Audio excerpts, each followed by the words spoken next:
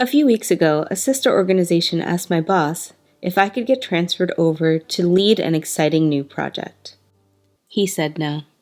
At first, I was angry, but soon I found myself in a deep depression that seemed to go on for days. But this ends today.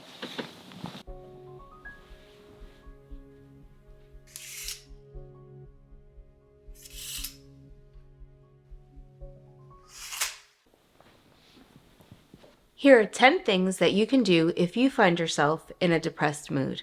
First things first, get out of bed. One of the hallmark symptoms of depression is fatigue or low energy. This exhaustion often makes the simplest task, like getting out of bed, seem like an insurmountable task.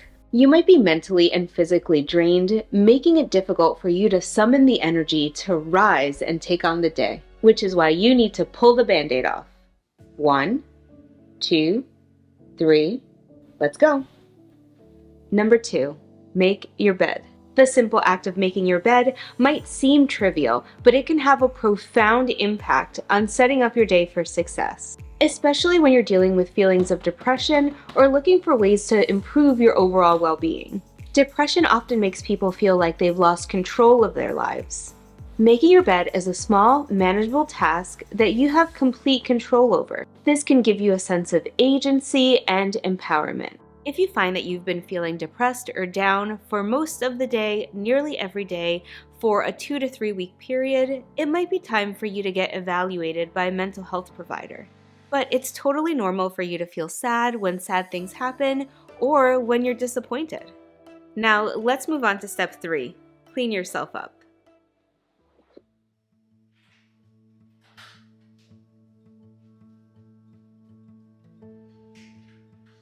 Simple self-care activities can have a positive impact on your mood. Taking a warm shower or bath can be relaxing and soothing, helping to alleviate feelings of sadness or anxiety. The best part of a shower can be the temporary escape of the emotional weight of depression that comes with a mindful shower.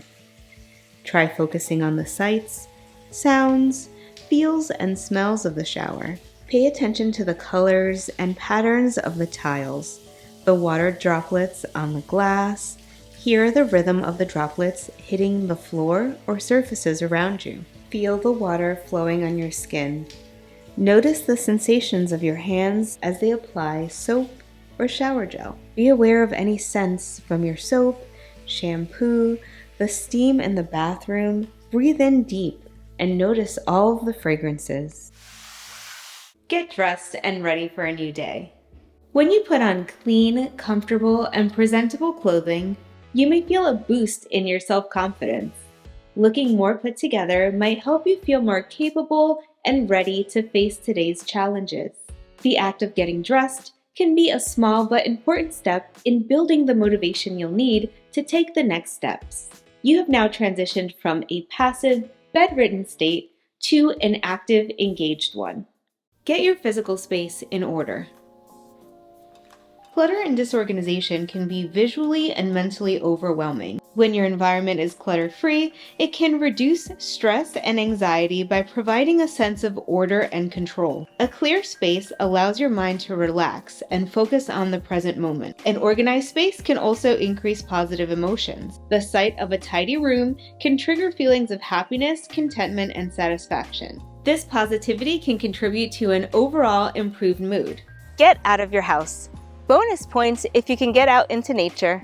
Spending time outdoors in natural settings can have psychological benefits, like increased mood and decreased stress. Exposure to green spaces and natural environments have been shown to increase feelings of well-being and decrease symptoms of depression and anxiety. A systematic review and meta-analysis, which is a study looking at the effects found across multiple studies, found that exposure to nature for as little as 20 minutes was associated with increased feelings of well-being and reduced symptoms of anxiety and depression. Sunlight exposure is essential for the body's production of vitamin D. Low levels of vitamin D have been associated with increased risk for depression and other mood disorders. But studies examining the relationship between exposure to sunlight and being out in nature often occur over long periods of time. But today we're focusing on manageable one-time actions that you can take right now. So what we're really targeting is the benefits that come from changing your environment.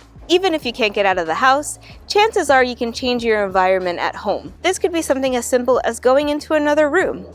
Days when I was living in a studio apartment, sometimes I literally just moved my IKEA table across the room. By the way, studies and additional resources are going to be linked in the description box down below. And if we haven't met yet, hi, my name is Jay, a licensed clinical psychologist who's been working as a behavioral scientist for the last 10 years. If you think you might benefit from more content like this, consider hitting that subscribe button and bringing me a little joy today. In fact, the next science-based thing that you can do if you're feeling depressed or down is doing something kind for someone else. Reach out to a person that you can help or someone who you might be able to bring some joy to. Have you called your mother lately? Do you have that one friend that always has so much to share about their new hobby? How excited would she be if you gave her a call and let her talk all about her pen collection? Interacting with people helps to build and strengthen social connections. Social bonds could provide emotional support and reduce feelings of loneliness often associated with depressed mood. Studies have shown that helping others can lead to an increased mood, countering feelings of sadness, anxiety, and depression. It can also provide a sense of purpose and fulfillment, which can increase feelings of self-esteem and self-worth. Check one thing off your mental to-do list. Many of us have a running mental list of things that we should do. This could consist of some basic adulting, like paying your phone bill, or tasks that we might find really daunting, like how do you refinance your student loans? Take a moment to write out one easy thing that you can accomplish. You want this thing to be something that's important, but still manageable. Doing one small task can improve what psychologists call self-efficacy, which is your belief in your own abilities to accomplish tasks or complete goals. This concept, originally proposed by psychologist Albert Bandura, is an essential component of motivational psychology and personal development. Completing even a small task can increase your sense of mastery and competence. It demonstrates that you have the skills and capabilities necessary to do the things that you need to do in your life. Success in even a minor task produces a positive feedback loop in your brain. You experience a sense of accomplishment and satisfaction, which boosts your self-esteem and reinforces your belief in your own abilities. Speaking of positively impacting your noggin, put a brain emoji in the comments section because we're about to kickstart those feel-good juices in your brain. I'm sure many of you knew this was coming next. Do some exercise. Exercise stimulates endorphins, which are natural chemicals that can elevate your mood. Endorphins are sometimes referred to as the feel-good hormones because they create a sense of well-being and decrease depression. These days, it's super easy to find a good home or no equipment workout on YouTube. I'll link some of my favorites in the description box below. Exercise can also increase the availability of some of those chemicals, specifically the neurotransmitters dopamine and serotonin, which play a central role in regulating mood. Low levels of these neurotransmitters are associated with depression, and exercise can boost the availability of those neurotransmitters. I'm going to finish up here before we move on to our next strategy. Do something you've always wanted to do. Try that new cafe in town, go to a movie on your own, go into that strange store you've always been curious about. Engaging in new and pleasurable activities is central to a type of therapy called behavioral activation, which is commonly used to treat depressed mood. It's based on the premise that depression is often associated with decreasing engagement in pleasurable activities. So when you're feeling down, you engage in less pleasurable activities, and in turn, you experience less pleasure from those activities, and that decreases your motivation to do activities that could potentially bring you pleasure or joy. Instead, when you're feeling down, do something fun, even if you don't want to. Engaging in fun and pleasurable activities can jumpstart those feel-good brain juices we've been talking about. Behavioral activation is often delivered as part of cognitive behavioral therapy or other evidence-based therapeutic approaches for depression. Cognitive behavioral therapy often targets thinking traps that keep us stuck, which we covered in this video right here.